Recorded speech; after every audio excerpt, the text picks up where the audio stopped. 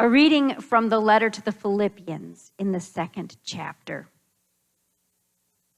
Do all things without murmuring and arguing, so that you may be blameless and innocent children of God, without blemish, in the midst of a crooked and perverse generation, in which you shine like stars in the world.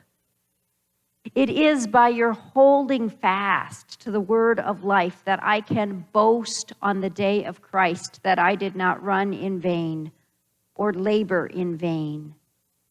But even if I am being poured out as a libation over the sacrifice and the offering of your faith, I am glad and rejoice with all of you. And in the same way, you also must be glad and rejoice with me. Word of God, word of life. Thanks be to God. The heavens declare the glory of God. I do not remember the name of the city. I do not remember the name of the art gallery. I do not even remember the name of the artist. But I vividly remember the exhibit, which consisted of Midwest landscapes, Nebraska, if I recall correctly. And each one of the landscapes in this series was absolutely captivating. Clear blue sky in one, big puffy clouds in another, an ominous, threatening sky in another. Lightning blazed across the canvas in another. Here a sunrise, there a sunset. Now, it would be more precise to call these landscapes skyscapes, because in all of these paintings, the sky filled at least 7/8 of the canvas, with just a small bit of land at the bottom. The series was mesmerizing. Each one, basically the same bit of land at the bottom, and yet each painting was so distinct and different, so unique and so varied in the mood each painting conveyed.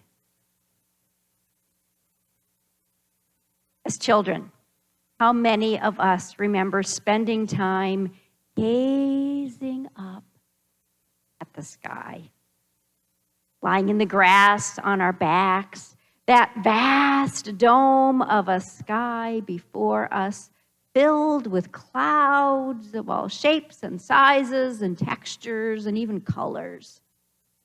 And there we kids were, looking for images in those clouds. A castle? A cat? A car? Do any of us do that as adults? Are we too busy to gaze and to wonder and to ponder?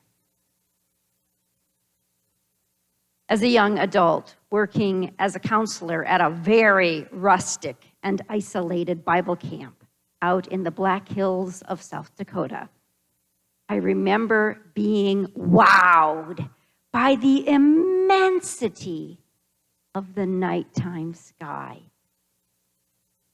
As much as I thrived on the energy of a new set of campers each week, what I really cherished was the weekend when it was just us counselors, and we would pull out our mattresses onto the cabin deck and fall asleep each night, gazing up at a magnificent dome filled with twinkling stars. Far too many stars to count.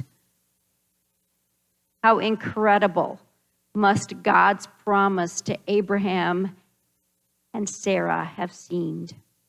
God's promise to bless this childless couple with descendants as numerous as the stars. Our psalm for today, Psalm 19, celebrates the magnificence of the sky above us and the majesty of God who created that sky. The sky may not use words to speak, but there is much that the sky declares to us about the glory of God, the Creator. From the sky comes air that sustains us. From the sky comes water that nourishes us. From the sky comes breezes that revive and refresh us. And with an eye to the sky, we can mark the passage of time from sunrise to sunset and from season to season. It was the sky that guided the wise men to the baby Jesus. It has been the sky that has led so many scientists throughout the ages to ask questions and puzzle over mysteries and learn so much about our planet and its place within this solar system and the galaxies and the vast expanse of all that exists.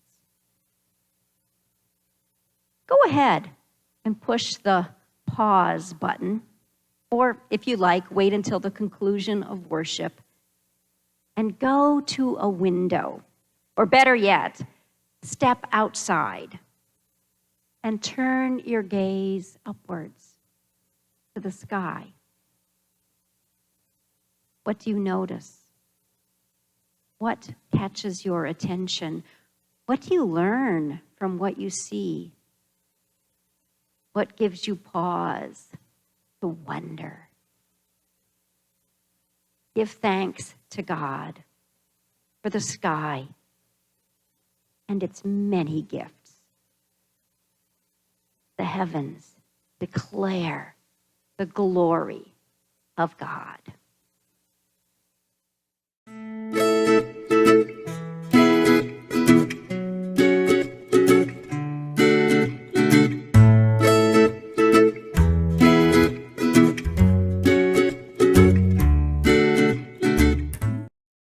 Hey, thanks for watching this video.